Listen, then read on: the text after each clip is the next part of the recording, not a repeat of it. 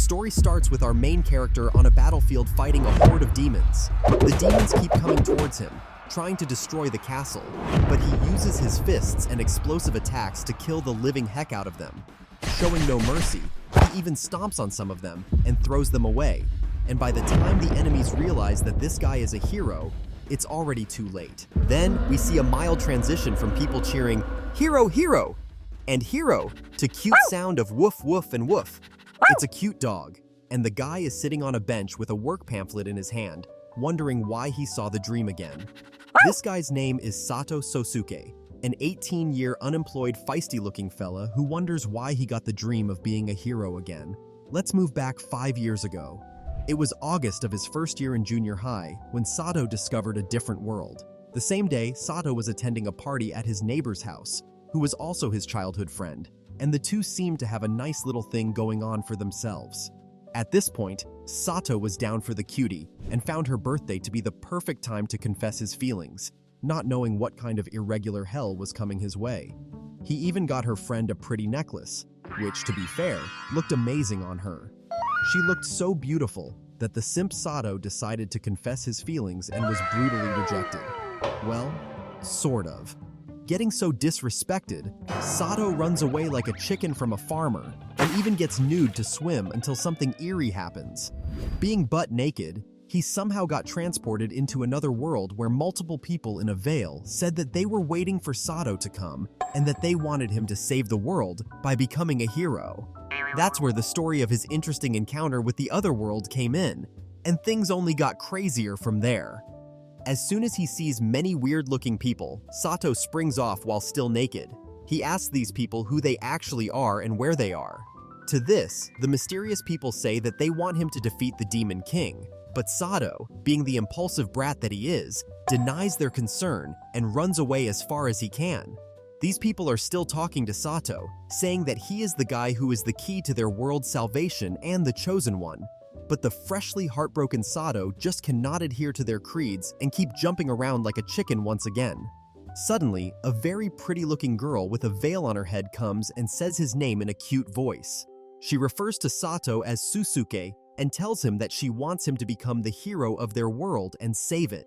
Sato says that he is just a middle schooler and that he was enjoying his youth until he got heartbroken in the worst way possible. Now he is in a crap other world where they are demanding them to be their hero. What a downfall. But even after telling his story, he is borderline told to become their hero and accept the hard fact that he lost a lot in his life. But now, other people are talking about Sato and how he might not even be able to heal, even if life heals wounds with time. Some even said that he seems to be aging. Hearing all the negative talk, Sato says that he is in despair and that the world is becoming even more deadly for him. His job in this new world is to help Degreffia win the war with the Demon King. After that, hell breaks loose, and he has a lot of fun killing the annoying demons. To make it interesting, his days of adventure contained friendship, wins, triumph, and hard work. At times, when he was in trouble, he came over with his companions, working towards the betterment of the world. Now, we move to a scene where Sato is beating the living heck out of monsters. He keeps on blabbering about how good he is while defeating many monsters that look like they could build the pyramids. He would destroy nearly anything that came towards him, but little did he know, things were about to take a turn for the worse in the near future. But for that time, Sato would go against dragons, striking them down and winning the battle against them. Everyone adores Sato and his hard work, as well as the victories that he would bring to the nation. And in the end, the moment they were all waiting for just came. The big bad Demon King fought the battle with the great Sato and the nation, and there, he beat the strongest ally he faced using hard work, dedication, and a lot of push-ups. Just kidding! Anyways, with the many sacrifices of his teammates and his own hard work, Sato overcame the whole demon dynasty and beat every single king's minions there. Even his battle with the Demon King became successful, and he restored peace to this land, becoming the savior that he truly intended. Sato was worshipped, appeared in history textbooks, and even was displayed as the main character in the many picture books. Everyone looked at him like he was some kind of a god, which is quite interesting since he never even intended to help them in the first place. But after winning the battle and making a name for himself, something terrible occurred. Sato finds himself back in the human world and does not understand what happened to him. Coming back to his land, he thinks that he must have gotten drunk and come back. Then Sato is shocked to see that he came across a sandbox that he used to make sandboxes as a kid. Basically, he was forced to go to the other world, just like he was forced to go to the other world. As always, Sato is in the park, thinking about everything that has happened, when suddenly, he is apprehended by a police officer who asks him what he does for a living. To this, Sato replies in the stupidest fashion that he is a hero. While he was chosen in the other world, in this world, he is just nothing. He is basically a guy who is unemployed and a loser. To the police officer, he is a suspicious person with a blank history, standing in a park naked. And now, trouble began for him as he got to the original world without anything to his name. Sato is depressed on a swing thinking about how all of his friends got a job, but he himself has been just nothing but a failure.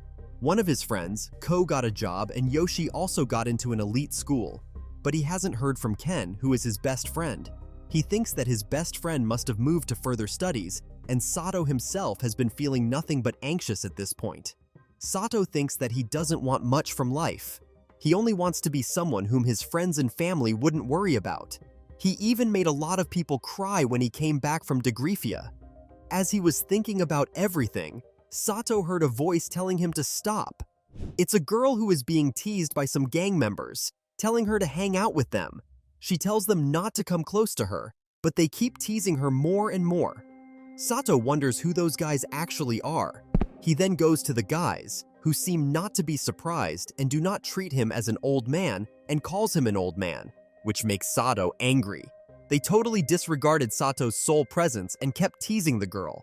One of the guys even grabbed the girl's hands, but that was enough for Sato to flip out and become really angry. She then calls Sato as Kusa-kun, and Sato remembers that it is Shikigami Kazumi, the girl that once rejected him and all the otherworld craziness happened because of. The gangsters then start forcing Kazumi on the bike, but Sato is quite angry and he runs towards the thugs, thinking that he would easily beat them. But instead, he got punched in his face hard and got ragdolled like he is a little toy. He was so weak that one of the thugs could have killed him, but thankfully, they left Kazumi, who comes to Sato and comforts him. Sato thinks to himself that it has been 4.5 years since he last faced her, and he just couldn't see all of it coming. She says that it feels like nostalgia when they used to play with each other in the park a lot as kids. She said that he would always take her out, and since a long time after he disappeared, she was hurt in the worst possible way. She then breaks down and asks for an apology, saying that she is sorry. But Sato, being the dense guy he is, thinks that she is crying because of his injury, but in reality, Kazumi is crying because she did so much bad to the poor guy. Kazumi, with her overwhelming guilt, said that if she hadn't said something so mean to him, he would have never gotten pushed away and disappeared. Sato then shocked to see that Kazumi believes his disappearance has been her fault. Our guy then panics and tells Kazumi that it's not her fault and she hasn't done anything. As soon as he starts to explain himself, a very crafty-looking guy called Ryo Shishido comes in and takes Kazumi away. He greets Sato and tells him that he is Kazumi's classmate and clubmate, all in a teasy way. The guy seems quite arrogant and cocky, but Kazumi seems to be like she doesn't even want to be there. Shishido then quickly spots that it's Sato and asks if he's actually him. He continues to talk about Sato, saying that he has such a presence and would look great in a suit. Kazumi and Shishido quickly go away, leaving the poor Sato alone, which is kinda depressing to see. Sato then sits on the bench, wondering how he lost his first love and just shows a lot of frustration in the situation. At the supermarket, he thinks that he's not good at smiling at customers, but he will do his absolute best.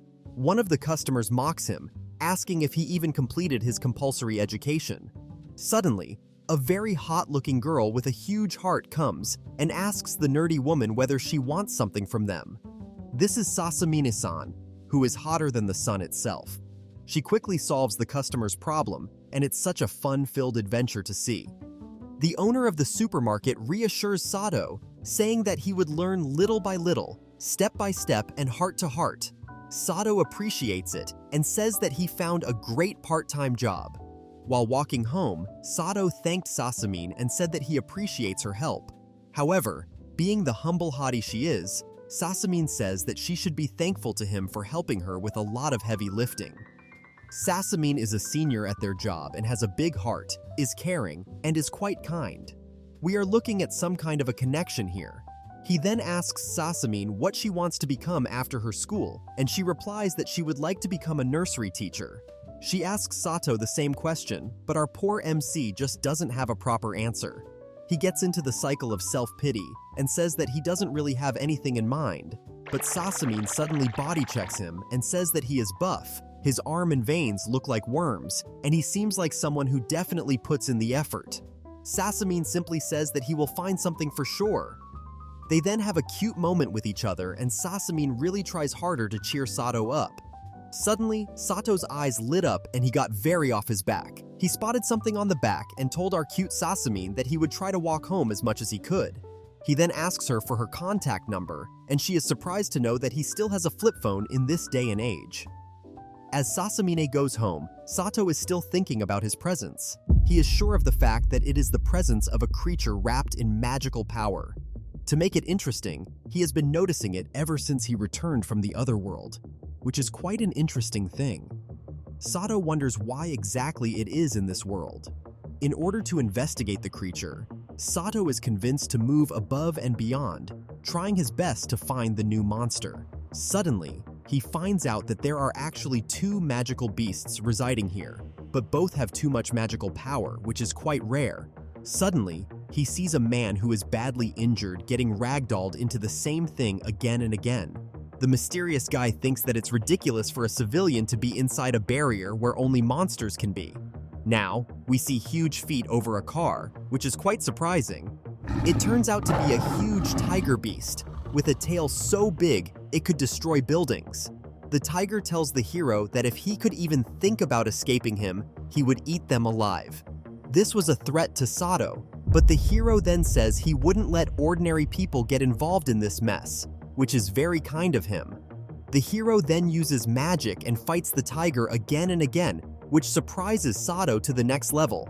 In the end, this new hero gets annihilated to the point where Sato says that he will take over from here. Sato then goes to the big tiger and asks him if he's the rumored ghost in the town. With his badass entry, Sato just asks the tiger to die, which angered the beast so badly that he wants to turn him into minced meat.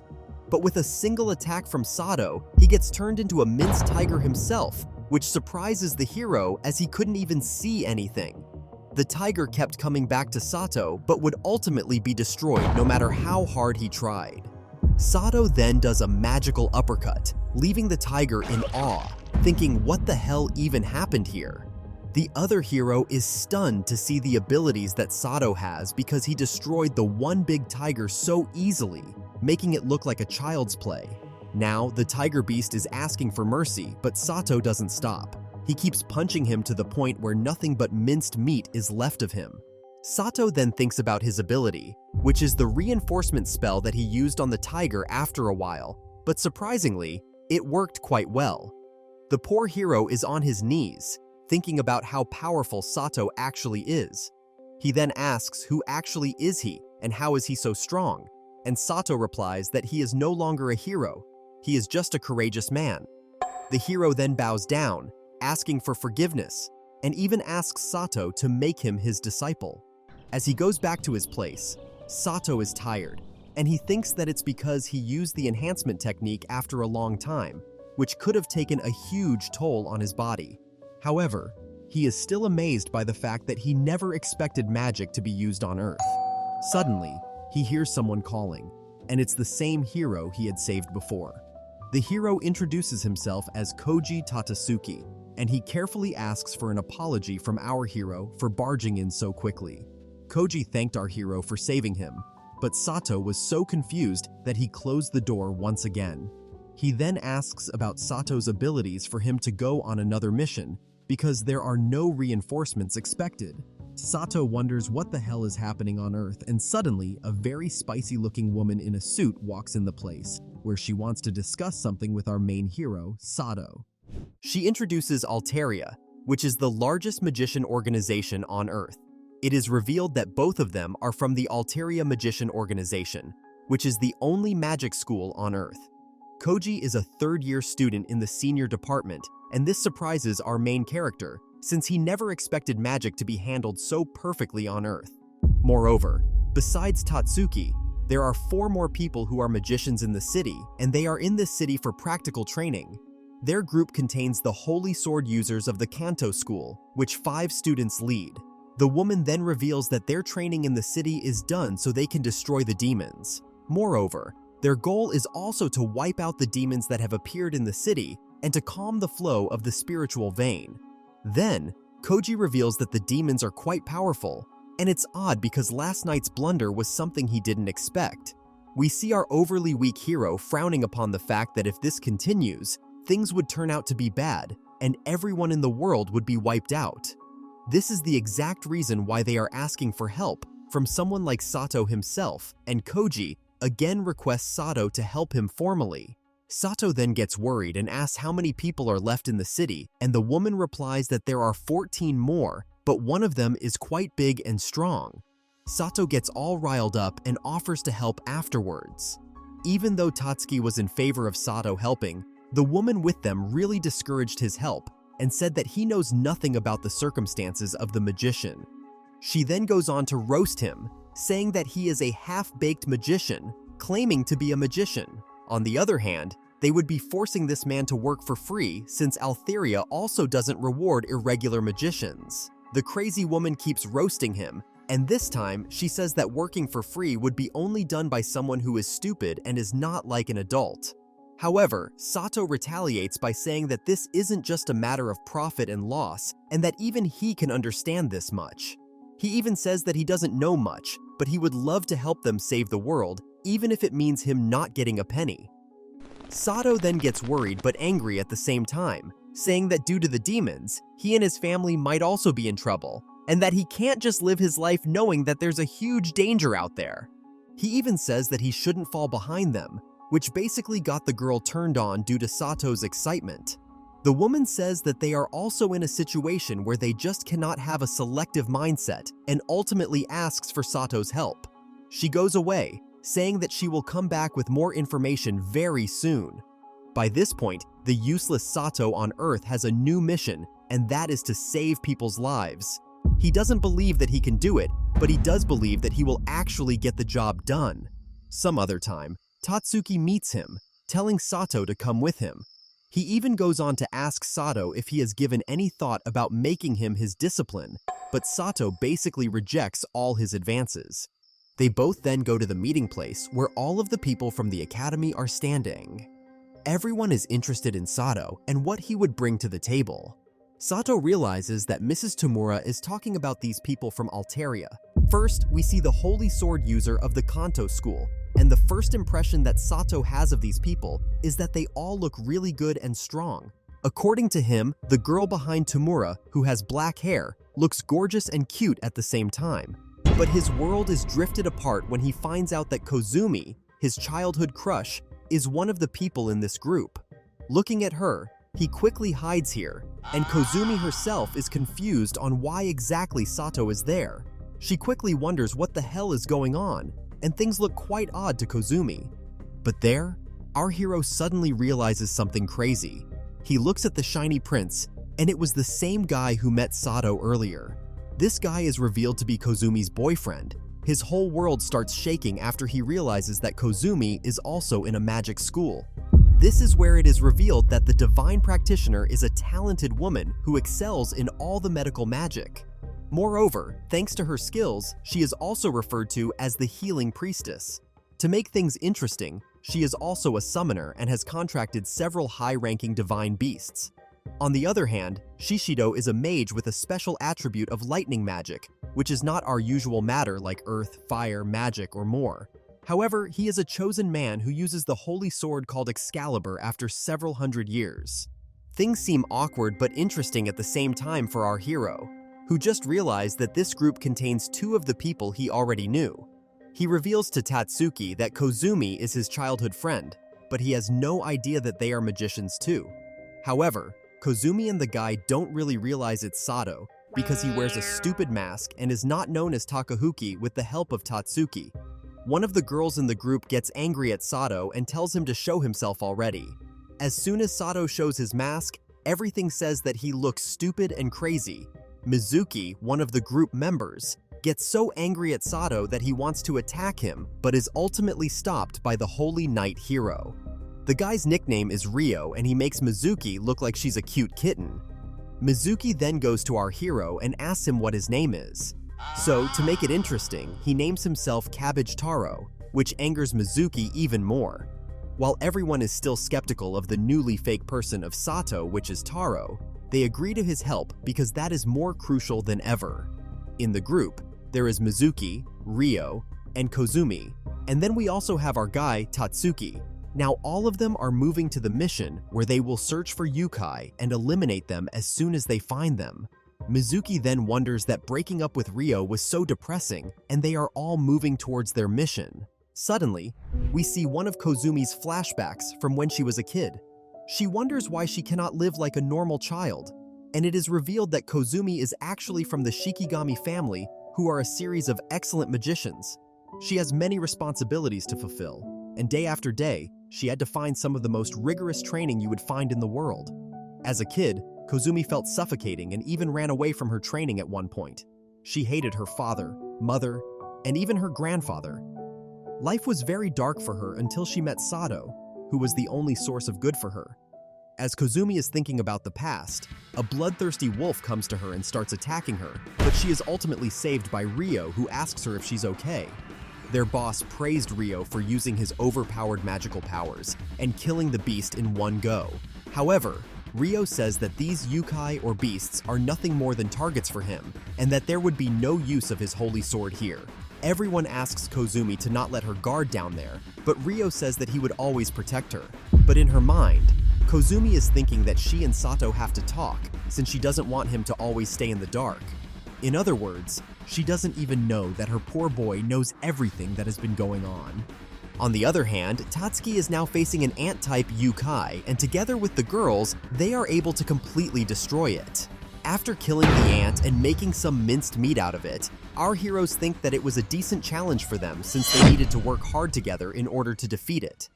Now Sato, with his masked identity, joins the battle, but it seems like everything is already finished. He says that he hasn't even been able to do anything because they just went and got the job done. Mizuki is still angry at him and says that cabbage is a no-go and says it 4 times. She even criticizes Tatsuki for bringing him since they all need to be on their guard constantly now. Then, they realize that the ant-type demon that they killed earlier would usually take around regular wizards to be killed, but they just easily took over and got the job done even if they were just 3 people. Kazumi then gets worried and says that Yukai, whom even Tatsuki couldn't handle, are finally showing their faces, which would be harder to kill from now on. They say that their strategy needs to improve, so they ask Cabbage to support them from a distance. To this, Sato replies that it is basically impossible because he is only good at magic that enhances his own body with magical power, but not good at magic that releases magical power. All our heroes are stunned to know that since they don't have any other choice but to let him fight with them. Mizuki yells at our hero, saying that the technique where magic is exerted out of one's body is the simplest form of magic and in the basics. To this, Sato literally had no response but to stay silent. She then talks to Tatsuki and asks him if this is the perfect mage that he brought with him. She then says that she already knew bringing a stray magician like him wouldn't be a good idea. Tatsuki gets quite angry and asks Mizuki if she wants to have a one-on-one battle to see who the superior person is here. But Mizuki gets excited, asking if he actually wants to test the whole battle. But our Cabbage then joins in and asks them to stop along with Kazumi, who stopped them. Suddenly, Kazumi uses her magic to put a barrier around Mizuki, which makes her start begging. She continues to say that she can sense the presence of a demon that is around 210 units northwest of here. So, everyone starts to go in that direction. In his mind, Sato thinks that things have calmed down, but all the heroes here have a huge lack of coordination since they are still kids. On the other hand, he also says that he will try not to make Mizuki angry since she's like an open volcano. Right when he thinks that, Mizuki looks at Sato and says that if he steps in her way, she will kill him. Suddenly, a dark beast appeared, and it seemed like there were many of them ahead. Everyone is going to attack the beast except Kazumi, who seems quite gloomy. She apologizes to Cabbage on the behalf of Mizuki because Mizuki was quite harsh with her. She says that this mission is not something that should be normally requested by students because the target demon right now is just way too overpowered. Now that Sato thinks, he does realize that Tatsuki said the same thing too. Their boss, on the other hand, asked the Alteria Kanto branch for support, and with their power, it would be much easier to attack the demons and potentially win the battle. But Mizuki then says that in the worst-case scenario, someone like him has come to help, which is more like a blessing to them. But at the same time, the girl gets so suspicious, saying that Cabbage looks like he is a mole from Alteria, and is quite suspicious because there are people from all over the world who want them to fail their mission. Now, Sato thinks that his new persona has caused a lot of issues because Mizuki is also acting like such a brat because she just wants to protect her allies. This is all the TED Talk that Kazumi did to Sato and says that even though Mizuki seemed rude, she didn't want to harm because she just wanted to protect all of them. So, she expects him not to blame her too much. To this, our boy says that he would follow her advice regarding Mizuki and also clears the fact that he wasn't really too angry from the start either. They have a cute moment together, and Kazumi even says that she actually loves Cabbage Taro in real life. Both are looking forward to having a lot of fun time together, and who knows, this way they could be back together. As soon as they're talking, we see them coming back with a bang and simply falling down into a pool of his own blood.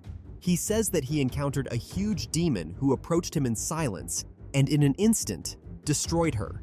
Kazumi is quite worried and looks at his wound, which is basically flesh and bones at this point. To make things worse, he reveals that Mizuki was taken away by the emotions and asks Cabbage to take care of it.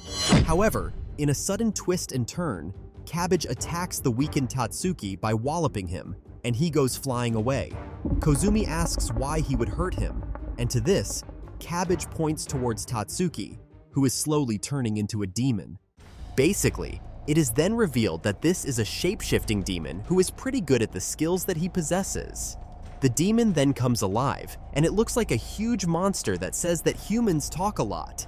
This monkey-looking demon suddenly jumps towards Kazumi and starts using magic, which is extremely rare for any demon in this world. The demon that makes our hero unable to move with some kind of a dark spell, and things aren't looking good for Sato. He starts hitting Sato, which makes him fall off the cliff, but Kazumi is not even more traumatized to see the whole situation. However, our hero has the magic crystal in his hand and loses his temper but is ultimately taken away with the crystal. The demon gets quite cocky, saying that he's dead and calls Sato a miserable man.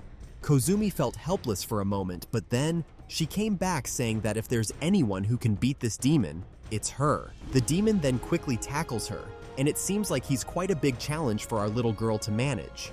Kazumi then uses the binding technique called Heavenly Wheel, which restricts the demon, but by no means is he stopping again. Ultimately, the beast breaks through and it becomes a matter of lacking power for Kazumi, since she wasn't able to fully control it.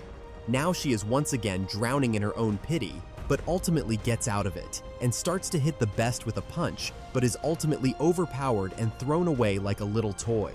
She gets quite sad, saying that her power doesn't mean anything until the mammoth-looking beast comes towards her and is now planning to blast the girl. She tries resisting, but Sato returns and hits the beast in a way where his whole face is not changed. The monkey got hit so hard that he was sent flying a couple of meters away.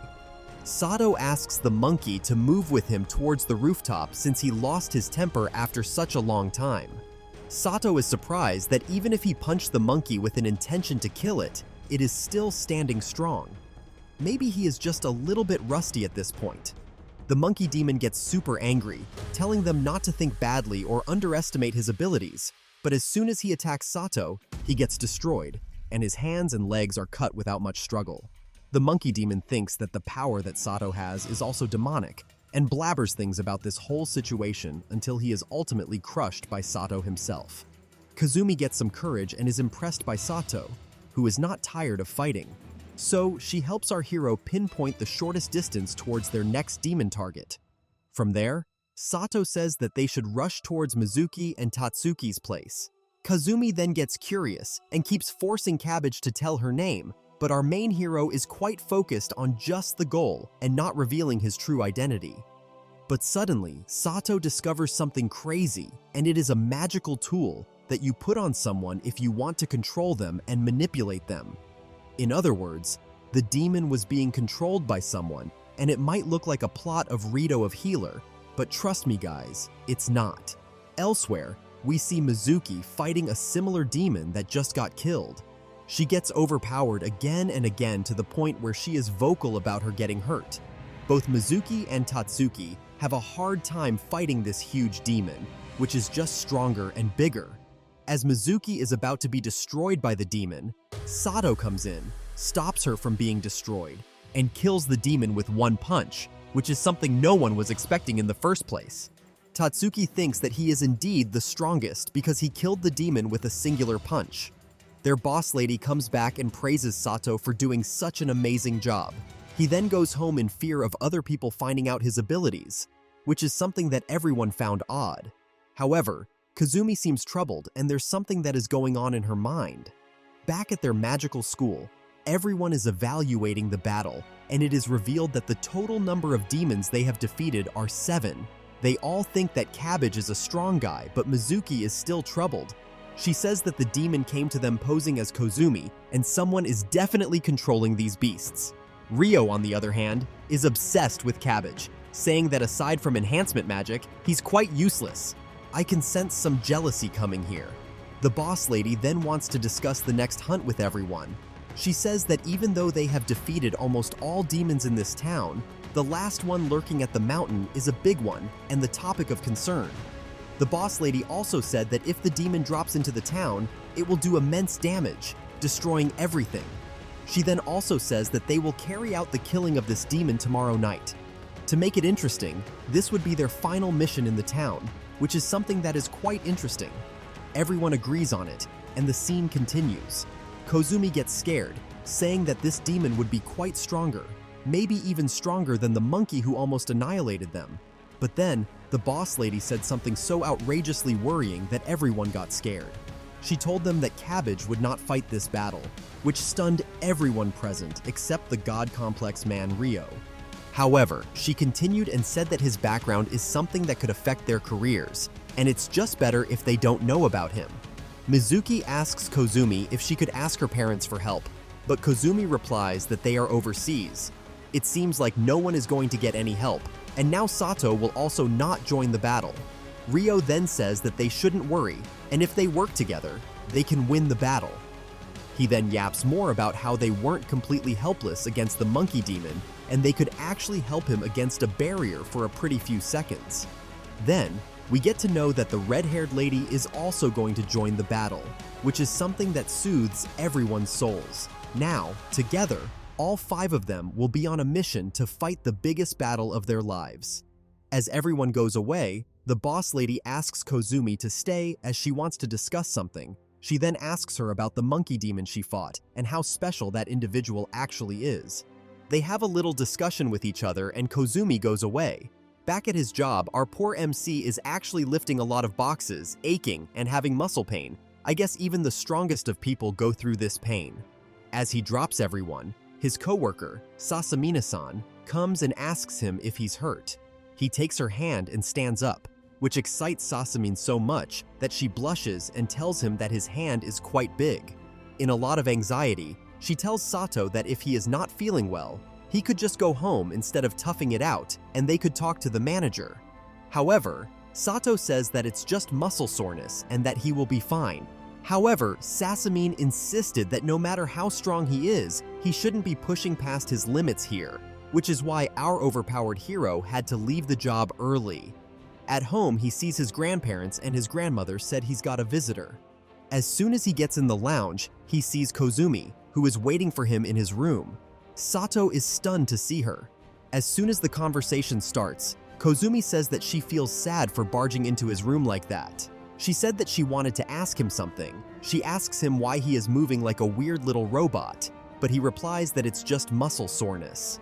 And we all know how he tried to hide his true identity from Kazumi, but a twist occurs, and she asks him if it's because of the battle yesterday.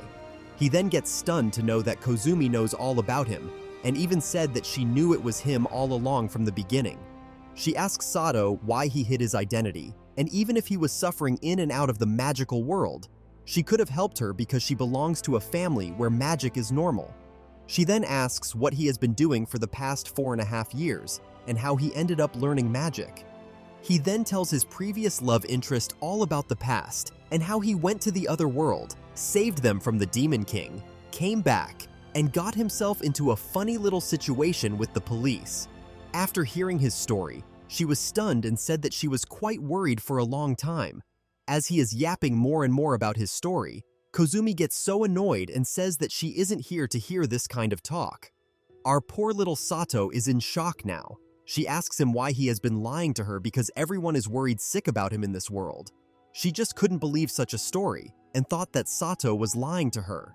She asks Sato if he's deceiving her again by making up a story. That made Sato realize that even though he was accepted by the magicians in the other world, people back at home were worried about him, and they still couldn't stand the fact that he had gone missing for years. He then tells Kazumi that he was actually called into an other world, and he is not lying. He then said that she could use summoning magic too, but Kazumi said that you just could not summon a human, and there's no such thing as the other world as he's described to her. This makes him wonder about everything from the ground up. However, this makes Sato realize that no matter how much he tries to convince her, it just won't happen. Then, he just tells Kazumi that he went away for a particular reason that she cannot ask about. They had a little emotional moment with each other where Sato gets sad after Kazumi tells her that maybe she's just unrelated to him.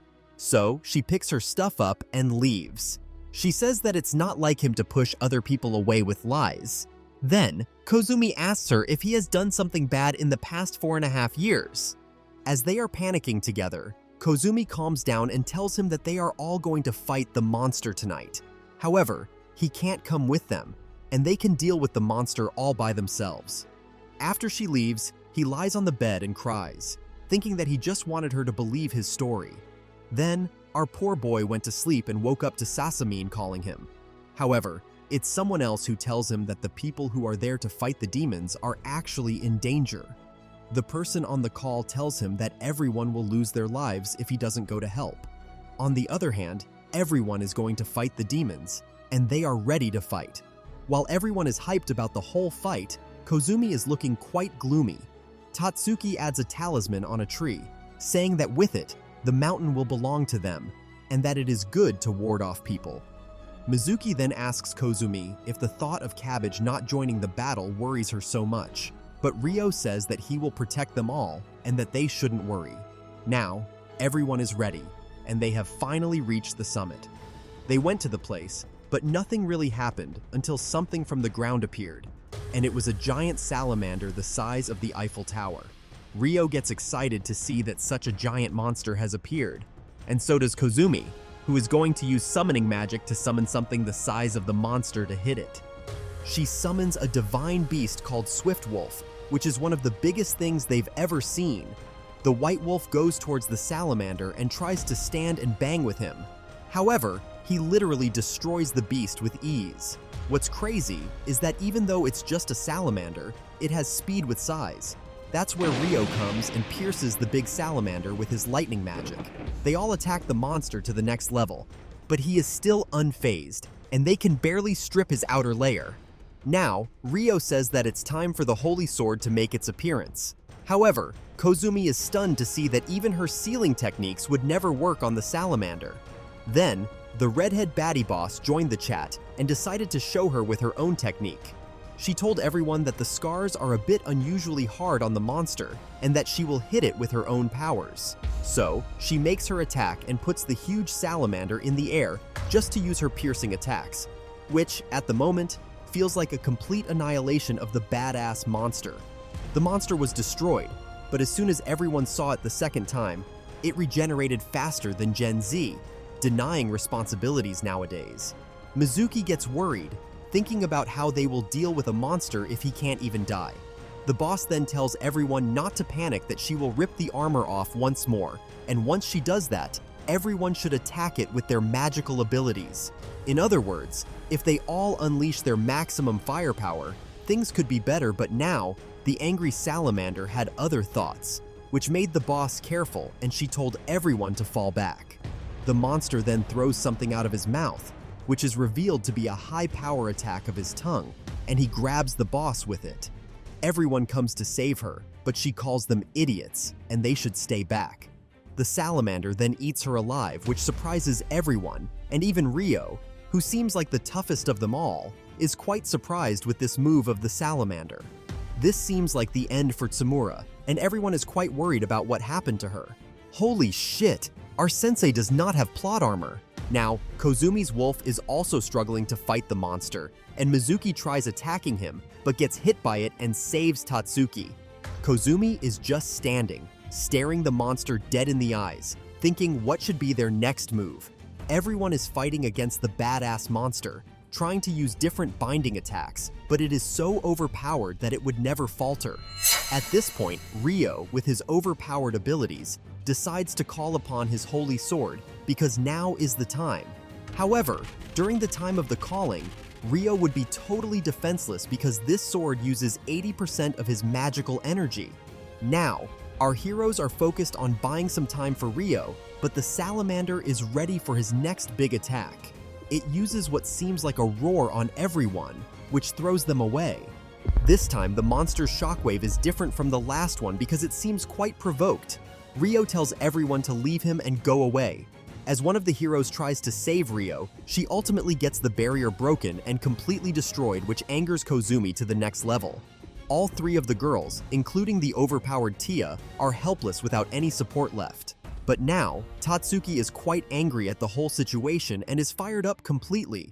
He does his fire attack against the giant salamander, and Ryo is completely done with summoning his holy sword, so both are just going to attack the monster.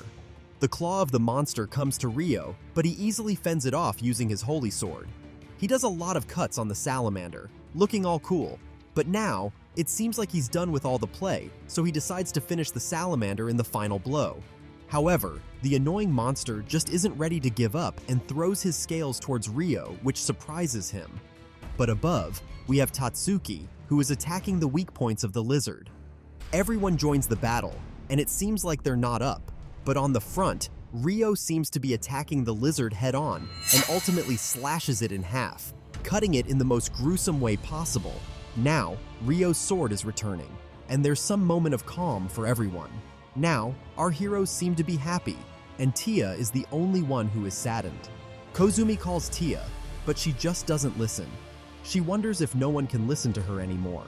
She thinks about the past, and suddenly, Tia finds a talisman, which surprises everyone. Now, as soon as everyone sees behind them, they see a very suspicious-looking monster of a man walking towards them. This guy is in a suit with a very badass-looking mask and a medieval helmet. As Ryo asks him who he is, the guy is happy because he gets to know that they didn't have any reinforcement from Alteria. Before anyone knows, he puts a hole in Ryo's heart, who was the strongest of them all, making a donut out of him. Mizuki quickly gets angry and goes towards the new guy to hit her with the sword, which is easily neutralized with his left hand. He then hits her easily and effectively, destroying one of the strongest group members. Then, Tatsuki gives his all and attacks the guy from behind, but he is unfazed. He got manhandled with a simple punch from the new villain. Tia and Kozumi are just standing there, scared, and the demon is coming towards them. Tia uses a binding attack on him, but that attack is easily destroyed because the monster is just way too strong. She tells Kazumi to run away because now the Shikigami is right beside them. That's where Tia tells the monster to show his face and implies it's their boss. She takes off her mask and reveals herself to be, indeed, the badass woman. But now, she seems all different with a demonic look. Kozumi thinks that she got killed by the lizard. However, she was still alive and came back as someone so strong. She tells Kozumi that she saw the death of a creature, but she is right there. Tia tells her that everything was planned by their boss lady all along, and that she was the one who made so many decoys to confuse them all. Moreover, Mrs. Tsumura also arranged this mission. Tia continues by saying that the demon disguised as Tatsuki could only possibly be made by someone who always watches him. That's where Tia reveals that all the demons in the town were most likely the plan of Tsumura herself, but Kazumi insisted, saying that it will only be possible with the cooperation of the demons. Now, it is revealed that the teacher uses demon magic, which is a forbidden technique that creates demons at someone's will. This is not only the most despised form of magic, but also the prohibited one, especially at the church. Tia then says that the mission was quite odd to begin with, and it wasn't that reinforcements weren't coming, but the boss didn't even contact Alteria in the first place. Basically, it was the perfect extermination plan for her so she could take over the world. In conclusion, she wants the holy sword possessed by Ryo. Hearing all this, the teacher gets super excited, saying that everything they had said is 100% true, and her goal was indeed the holy sword. She even says that with so many excellent students, she is feeling proud. However, she asks Tia if she knows everything and why she didn't just tell everyone. They have a lot of talks with each other regarding trust, and the Yap Fest ended with Kazumi trying to stop the teacher herself. However, Tsumura says that if she quietly surrendered, she would spare her life. Tia says that she will fight alongside her, and this battle is quite important for them. But that's where the cocky Tsumura warns them that she is stronger than the demon from before. As soon as the students try to attack Tsumura, she gets angry, and there's a huge aura, and with a single punch, she destroys both of the prodigy students. Quite ironic, right? Tsumura tells them to surrender already, and that she doesn't want to hurt them for no apparent reason. Basically, all she needs is the holy sword, and everything would be better from there on afterwards. She then lifts Kazumi up and asks her to surrender, but Kazumi isn't prepared to give up. She cuts her hair and attacks the teacher only to be destroyed badly. Now, as she is going to kill everyone, we see our hero, Sato, walking towards the teacher. He asks Tsumura about the situation because he doesn't know what the hell is happening there. As he's talking about the battle situation, Tsumura uses the holy swords and threatens to hurt Sato with it. Kazumi tells him to run away quietly, but the teacher wouldn't let him. Suddenly, the giant salamander is summoned again and everyone is panicking, thinking that it will kill Sato, but Sato is chill and easily one-shots the salamander, making it remember its mother. A huge explosion occurs and everything is just destroyed into pieces. This surprises not only Kazumi, but Tsumura herself. Sato looks at the surprised Tsumura, saying that she is her enemy. She says that the plan to steal the holy sword from the students with the demons is completely ruined by him, and even if she planned to keep him away for so long, he still didn't move away. Tsumura claims that she is an all-powerful magician and that no one can stop her. Even Sato notices that she has an overwhelming amount of magic flowing in her body, and whether it's because of the spiritual veins. She then says that the reason why she chose this land was because it was close to the spiritual vein, and she can directly draw magical power from here. In other words, the magic she now has is limitless, and she can manipulate and control all kinds of techniques using it. She said that she is one of the strongest beings who is not inferior to any celestial being. The teacher then attacks Sato with a single attack, but he catches the trident with his bare hands and punches her so hard that her ribs get broken. It was such a hard attack that Tsumura got back at least a couple of meters. After knowing what happened to her, she starts to panic because things are just not looking good for her. She didn't even know when she got hurt or punched. On the other hand, we see our boy Sato just staring at her with a rather serious gaze. That's where Tsumura lets the demonic powers take over and is just trying to win the battle. Then, she starts to attack Sato, but he fends off the attack with his bare hands once again. The poor little woman is just so much in denial mode that she has completely lost her mind. Sato uses both of his hands to attack Tsumura, telling her to die, which completely crushes her armor. Now, she is beginning to understand what position she is in, because even with just 2 attacks, she got completely annihilated, which seems like such a huge difference in their strength. She then quickly regenerates her abilities and tells our boy that he will not stop her with this kind of effort. Then, she sends all kinds of tools towards him, trying to pierce him in the ugliest possible way. But Sato, being the badass he is, just literally fends off all the attacks and breaks the swords with his bare hands. He then picks Tsumura up and slams her down with brutal force, as if she's nothing more than an ant. But Sato is just not stopping, saying that the kids would have gotten hurt so much. Tsumura then tries to run away but gets hit by Sato once again and ragdolled badly. He then punches her badly to the point where she is now pinned to the ground. In her mind, Tsumura thought she did great by hiding everything from the biggest threat of them all, which is Sato. Moreover, she didn't think he would be such a huge threat to her, but with pure skill, Sato was able to defeat her easily and effectively. He is a powerhouse that has crushed almost everything that came her way, and now she is at his mercy, which is even sadder. Now, Tsumura is smirking, saying that he is indeed quite strong and that she didn't want to use this technique on him.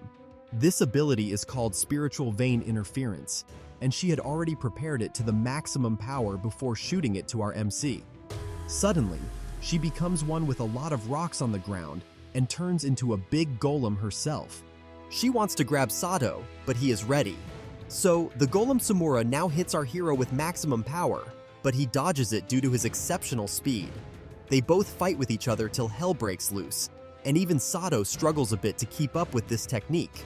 Now, Tsumura turns her hand into a hammer and says that a single swing would be enough to blow this mountain away. But as the attack is coming, our hero is prepared to fight. And even if he isn't the best at using magic, he will try his best. So, he fires up his fist and uses the little blazing cannon in response to attack the demon hand, which is successful and blows it away. After delivering a powerful blow, the smoke slowly cleared, revealing that Sato, our hero, was still standing with his fist clenched. Meanwhile, Tsumura was in bad shape, swaying before finally collapsing in defeat. Sato had won the battle. Without hesitation, he walked toward Kazumi, who stared at him in disbelief. She couldn't fathom that Sato had defeated their formidable teacher, Tsumura-sensei. With a calm demeanor, Sato cast a healing spell on Kazumi, instantly easing her pain and mending her injuries. Kazumi, still dazed, realized she had underestimated Sato's abilities. The techniques he had mastered and his victory over Tsumura proved that he hadn't been lying when he spoke of his strength before. Guilt began to bubble within her as she reflected on her earlier doubts about him. Kazumi's thoughts quickly shifted to her teammates, worrying about their condition. Before she could voice her concern, Sato gently lifted her in a princess carry. Flustered and overwhelmed by her emotions, Kazumi found herself wondering why she felt so flustered and why her heart raced in his presence. She wanted to apologize for not believing in him, but her inner turmoil was clouded by the fear that Sato might resent her. Breaking her spiral of negative thoughts, Sato remarked with a teasing smile, "You seem lighter than before, Kazumi." The moment brought a tender, almost playful atmosphere between them. Kazumi shyly praised Sato, acknowledging not only his strength, but also how much taller and more dependable he had become. Despite her embarrassment, she was genuinely grateful to see him again and thanked him wholeheartedly for coming to their rescue. Sato then turned his attention to the rest of the team, casting his healing magic on each member to alleviate their pain. After carefully inspecting their injuries, he concluded that no one was seriously hurt. Kazumi realized that despite everything, Tsumura-sensei hadn't intended to harm her students too severely. Sato, however, decided to leave before the others woke up, brushing off Kazumi's insistence that he stay to receive their gratitude. "No, it's fine," he said softly. "I don't want to get involved in things like this anymore." As he prepared to depart, Tia stirred awake. Recognizing Sato immediately, she called out to him excitedly, addressing him as Cabbage Taro. She explained that she had regained partial consciousness during the battle and had witnessed his incredible performance. Her admiration for Sato shone brightly as she promised to repay him someday for saving them. Concerned about Tsumura, Tia glanced over to find their teacher in a bizarre yoga-like pose, battered but very much alive. With a cheerful smile, she turned back to Sato and thanked him once again. Embarrassed by all the praise, Sato decided it was time to go. Before leaving, Sato looked at Kazumi and left her with a message. "Kazumi, I want to talk again when it's convenient. Of course, only if you're okay with it." Kazumi's face lit up with a radiant smile as she accepted, about to say something important in return. However, before she could speak, Sato suddenly staggered. He realized, too late, that he had pushed himself too far. Exhausted and still suffering from unhealed muscle pain, he lost consciousness and collapsed. The battle was over, but their story was far from finished.